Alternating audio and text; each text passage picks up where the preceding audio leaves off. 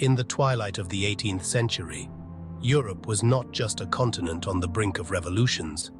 It was also an arena where two compelling visions of Romanticism, British and German, danced around each other like flames from a shared fire.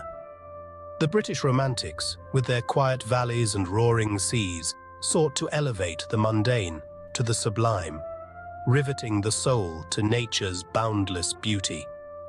Across the Channel, the Germans wove a tapestry laced with whimsy and fragmentation, challenging the sanctity of the sublime with a smile and a wink.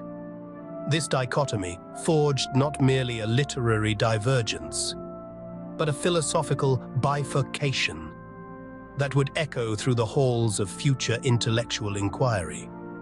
The collision of these aesthetics invites a sprawling exploration of contrasts and confluences that shaped Western literary thought. As we delve into the nuances of these two romantic schools, we shall tease out how the integration of starkly different ideals invites us to reconsider the classical interpretations of Romanticism and understand its legacy through a broader, more intricate lens. The British Romantic movement celebrated nature's formidable scenery, its rolling hills, fog-laden lakes, and forests as cathedrals of natural majesty. Poets like Wordsworth and Coleridge positioned nature as a monumental entity, capable of elevating the human spirit beyond the mundane. Emily. This reverence is exquisitely captured in Wordsworth's Tintern Abbey, where nature serves as both mentor and muse, fostering the poet's spiritual renewal. These poets argued that the sublime was not just an aesthetic category, but a profound, almost religious experience. The British Romantics sought to grasp the ineffable, those stirring emotions that defied ordinary language, by anchoring them in the familiar yet awe-inspiring landscapes. The idea was to forge a connection so personal that the reader could not help but feel elevated. The landscape was more than mere background.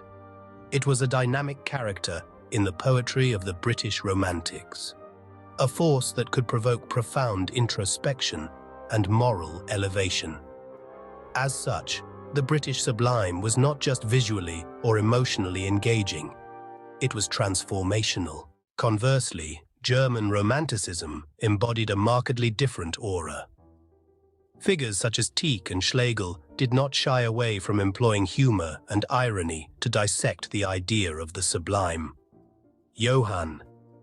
They celebrated the fragmented, the unfinished, and the absurd as venues through which truth, or more accurately, truths, could be unraveled. This facet of German Romanticism sought not to unify, but to highlight multiplicity and contradiction.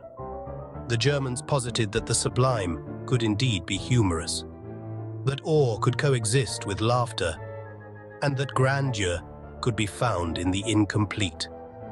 This approach was a stark contrast to the British insistence on wholeness and moral clarity.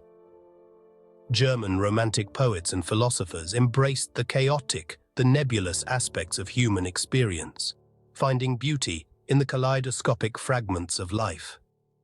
This fragmentation was not just stylistic, but philosophical, challenging the very notions that their British counterparts held dear. It was through this lens that the Germans contributed a vibrant, if not tumultuous, energy to Romanticism, adding layers of complexity to the movement. The divergent paths of British and German Romanticism spurred a rich discourse among late 19th century critics. Matthew. These critics grappled with defining the true essence of the Romantic. Was it the quiet reverence of the British sublime, or the playful irreverence of the German fragmentation? François. Critics like Matthew Arnold and later figures such as Walter Pater delved into these contrasts, often favoring one while critiquing the other. Their writings not only provided contemporaneous evaluations, but also shaped subsequent interpretations of Romanticism. Matthew. Through their critical lenses, the philosophical underpinnings and aesthetic values of each branch were dissected and debated, thereby influencing the modern understanding of the movement.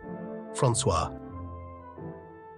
The critical examination often reflected broader societal and intellectual shifts, indicating how Romanticism, in both its forms, conversed with emerging ideas about modernity, individualism, and history. The lasting influence of Romanticism stretches far beyond its century, infiltrating modernist views and contemporary critiques. Isabella. The British and German Romantics, despite their differences, contributed a lexicon of motifs and themes that resonate in modern literature and philosophy. The Romantic legacy, enriched by the critical discourse of the 19th century, continues to spark debates and discussions in literary circles and beyond. Isabella.